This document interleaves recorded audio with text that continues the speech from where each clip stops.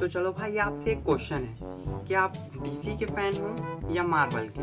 यानी कि अगर आप डीसी के फैन हो तो उसमें से कौन सा कैरेक्टर आपको अच्छा लगता है, मार्वल के फैन हो तो उसमें से कौन सा कैरेक्टर अच्छा लगता है। और एक और क्वेश्चन, आपको बॉलीवुड अच्छा लगता है या फिर हॉलीवुड, या फिर बॉलीवुड या फिर टॉलीवुड, बताना। और उन सभी इंडस्ट्रीज में से कौन सा आपके फेवरेट एक्टर्स हैं, कौन सी फेवरेट मूवी है उसका भी नाम हमें नीचे बताना। देखते हैं किस फिल्म इंडस्ट्री में ज़्यादा कमेंट्स आते हैं। ठीक।